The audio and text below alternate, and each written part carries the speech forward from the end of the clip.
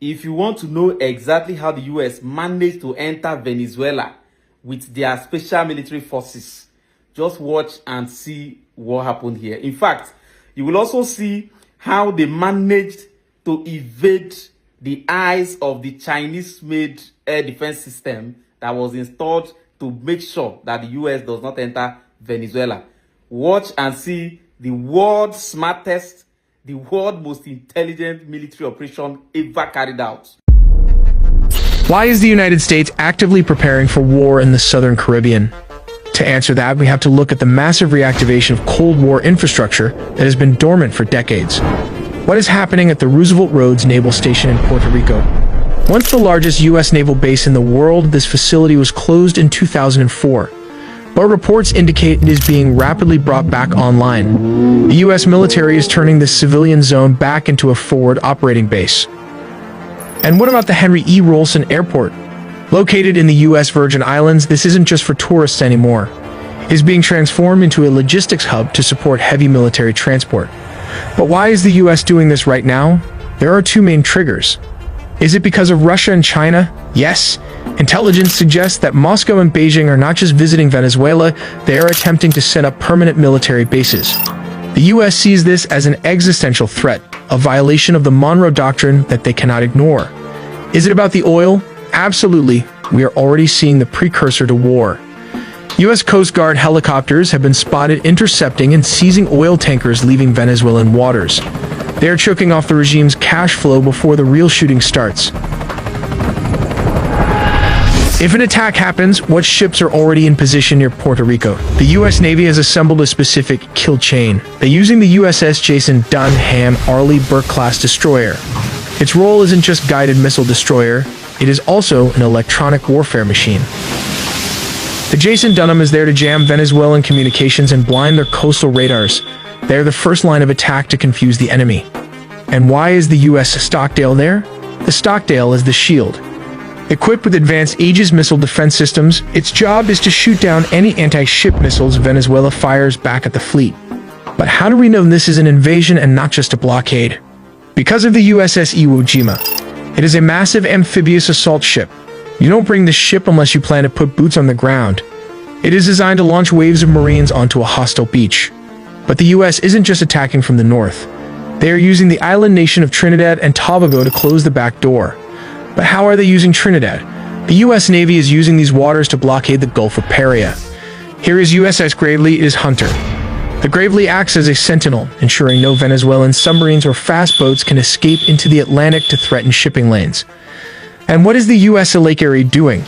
This Ticonderoga-class cruiser is the boss. It serves as the air defense commander for the entire operation, coordinating the movements of every ship and plane from its high-tech command center. But ships are slow, so how will the U.S. deliver the first strike? This is where the air power comes in. The B-52 Strata Fortresses won't even land in the Caribbean.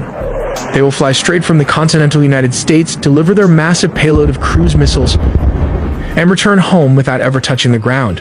What about the B-1 Lancer? These supersonic bombers will be used for fast attacks. They can swoop in at low altitude and high speed to destroy hardened targets before the enemy knows they are there. But where will the bulk of the Air Force fly from? This is why Roosevelt Roads in Ciba, Puerto Rico is so critical. It puts tactical aircraft just minutes away from the target. The MQ-9 Reapers will loiter over Venezuela for hours, tracking mobile missile launchers and taking them out with Hellfire missiles the moment they move. While the F-35s will be the door kickers.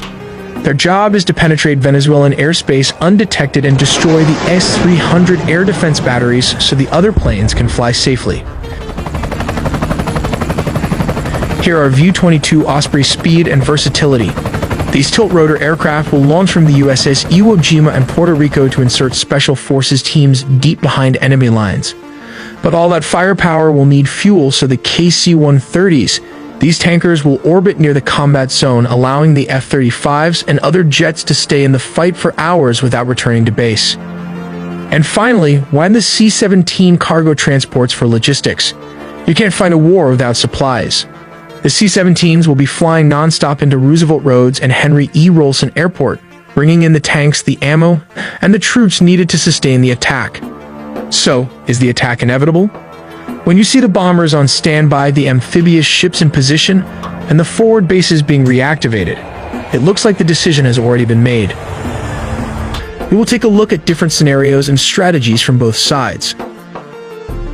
The U.S. Navy's destroyers, submarines, amphibious ships, marines, and P-8 Poseidon aircraft are positioned near Venezuela with a multifaceted strategy designed to confront both the Venezuelan military and the powerful drug cartels operating within the country. From the U.S. perspective, the operation combines overwhelming surveillance, targeted strikes, rapid amphibious assaults, and maritime interdiction to neutralize threats and apply pressure on the Maduro regime. The destroyers provide advanced air, sea, and missile defenses while maintaining the capability to launch precision cruise missile strikes against strategic government and military targets deep within Venezuela. By maintaining a vigilant missile defense posture, these ships are prepared to intercept any hostile air or missile threats. They also leverage anti-submarine warfare assets to secure the task group's maritime perimeter against underwater threats posed by Venezuelan naval forces. In surface combat, the destroyers defend against militia boats or Venezuelan naval vessels trying to disrupt blockades or amphibious operations. As the name suggests, destroyer, it is equipped to carry around 90 missiles with this vertical launching system, a Mark 45 deck gun position at the front, followed by close combat phalanx and a Sea-Ram missile system. But that's not all. It also houses Harpoon anti-ship missiles and torpedo tubes for threats underneath. And if that's not enough, there's a submarine hunter-killer Seahawk equipped with sonar and torpedoes featured in the upcoming video. These warships are designed for destruction and defense, but they are not suitable for invasion. But how do you launch a land invasion from the seas? The answer is these amphibious assault ships are specialized warships designed to deploy and support ground forces during military operations, particularly in hostile or contested environments.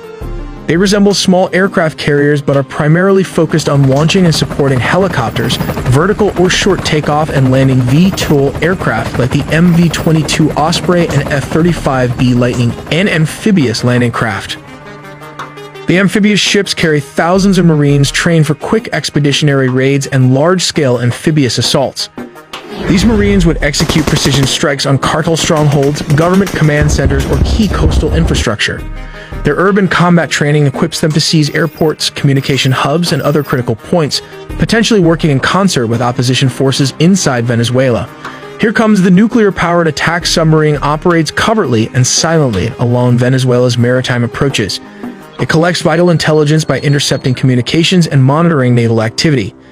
It can deliver surprise, long-range missile strikes to disrupt regime command and control, jam air defenses, or destroy military facilities.